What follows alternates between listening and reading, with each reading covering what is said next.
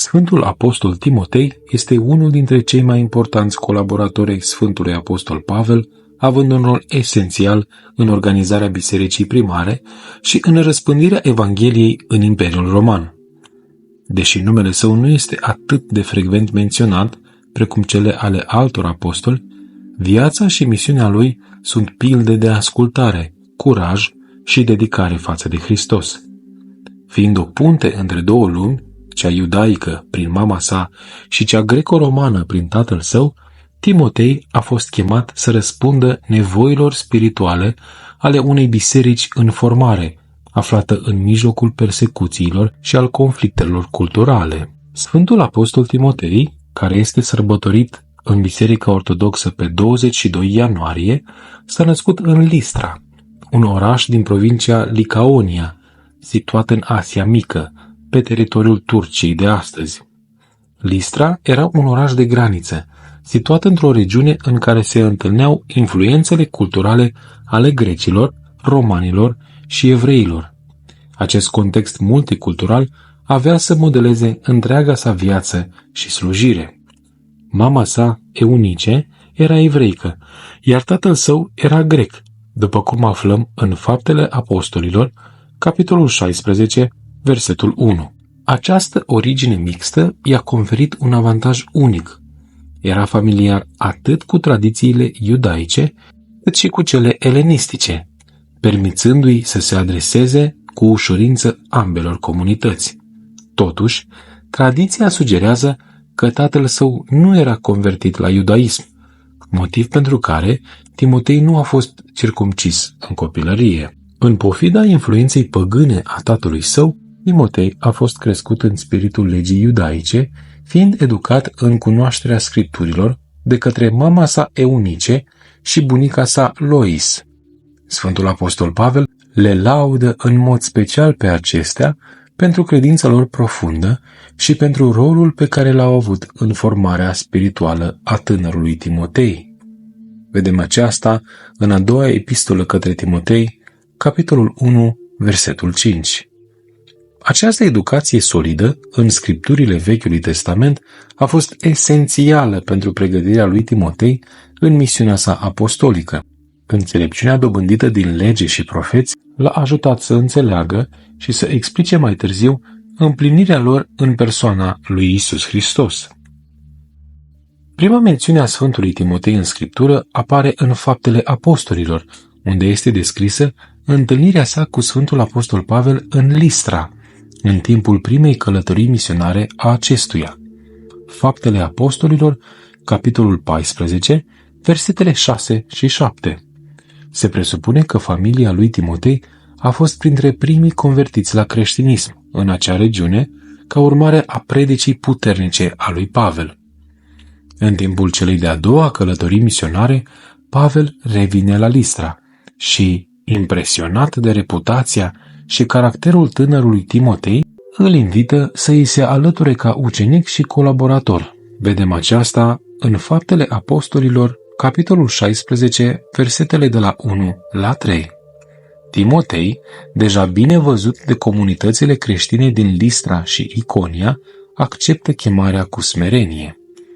Pentru a evita controversele în comunitățile iudaice pe care urmau să le viziteze, Pavel l-a circumcis pe Timotei, chiar dacă acest act nu mai era cerut de legea creștină. Gestul subliniază strategia misionară a lui Pavel, care dorea să elimine orice obstacol cultural sau religios care ar fi putut împiedica răspândirea Evangheliei.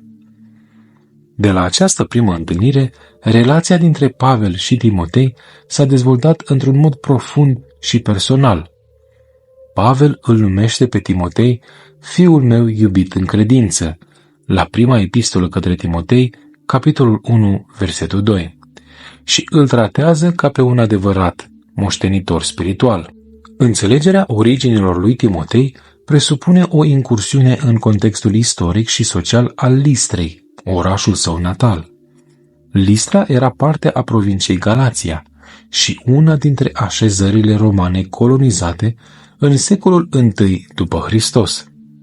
Cu o populație mixtă de evrei, greci și romani, orașul era marcat de influența religioasă elenistică și de cultul imperial roman. Timotei a crescut într-un mediu divers cultural, dar mama sa, Eunice, și bunica sa, Lois, au avut un rol decisiv în păstrarea tradiției evreiești în familie. Cele două femei sunt remarcabile prin credința lor profundă, după cum spune și Sfântul Apostol Pavel. În tradiția evreiască, copiii erau învățați încă de la o vârstă fragedă să memoreze pasaje din legea lui Moise, din profeți și din psalmi. Timotei a crescut în această atmosferă de învățătură religioasă, iar cunoștințele sale aveau să fie esențiale pentru predicarea Evangheliei. Sfântul Apostol Pavel a văzut în Timotei un potențial spiritual rar. În relația lor, Pavel a jucat rolul unui părinte duhovnicesc, formându-l pe Timotei nu doar ca predicator, ci și ca lider al comunităților creștine. Sfântul Apostol Timotei a avut mai multe roluri și misiuni. A avut un rol important și în Tesalonic. Tesalonic era un oraș important al Macedoniei, un centru comercial și cultural. Pavel, însoțit de Timotei, a predicat aici într-un context de persecuție acută. După plecarea lui Pavel, Timotei a rămas să întărească biserica locală. El a fost trimis ulterior să aducă vești despre starea spirituală a comunității. Vedem aceasta în prima epistolă către Tesaloniceni, capitolul 3, versetele de la 2 la 6. Misiunea sa arată curajul său de a înfrunta ostilitățile și dedicarea față de păstorirea sufletelor. A mai avut o misiune și în Corint, iar Corint era renumit pentru atmosfera sa imorală, fiind un port activ și un centru al cultului Afroditei. Sfântul Pavel a trimis pe Timotei să rezolve disensiunile interne ale bisericii din Corint, o comunitate frământată de certuri doctrinare și probleme morale. Vedem aceasta în prima epistolă către Corinteni, capitolul 4, versetul 17. Aceasta a fost o misiune extrem de delicată, care a cerut înțelepciune și tact pastoral. Apoi vedem lucrarea sa în Efes. Efes era unul dintre cele mai mari orașe ale Asiei Mici și un centru al cultului zeiței Artemis. Sfântul Timotei a fost lăsat de Sfântul Pavel să conducă biserica de aici, iar misiunea sa a fost extrem de provocatoare. El a trebuit să combată ereziile gnostice și învățăturile greșite care amenințau puritatea credinței. Vedem aceasta în prima epistolă către Timotei, capitolul 1, versetele de la 3 la 7. Prima epistolă pe care Sfântul Apostol Pavel i-a trimis-o lui Timotei este un manual pastoral adresat acestuia din urmă, oferindu-i îndrumări despre cum să administreze biserica. Sfântul Pavel sublinează importanța rugăciunii, la capitolul 2, versetele 1 cu 2, a alegerii liderilor bisericești potriviți, la capitolul 3, versetele de la 1 la 13, și a protejării învățăturilor sănătoase, la capitolul 4, versetele de la 6 la 16. Un aspect central este combaterea ereziilor, mai ales a celor provenite din gnosticismul timpuriu. Pavel îl îndeamnă pe Timotei să rămână ferm în credință, chiar și în fața opoziției. Cea de-a doua epistolă, considerată ultima scrisă de Sfântul Apostol Pavel înainte de mucenicia sa, este extrem de personală. Pavel îl îndeamnă pe Timotei să nu se rușineze de mărturisirea credinței. În capitolul 1, versetul 8, să rabde suferințele ca un bun ostaș al lui Hristos. În capitolul 2, versetul 3, și să predice cu răbdare și putere, chiar dacă oamenii vor respinge adevărul. În capitolul 4, versetele de la 2 la 5. Epistola este un testament spiritual al lui Pavel, menit să-l încurajeze pe Timotei să continue misiunea Evangheliei.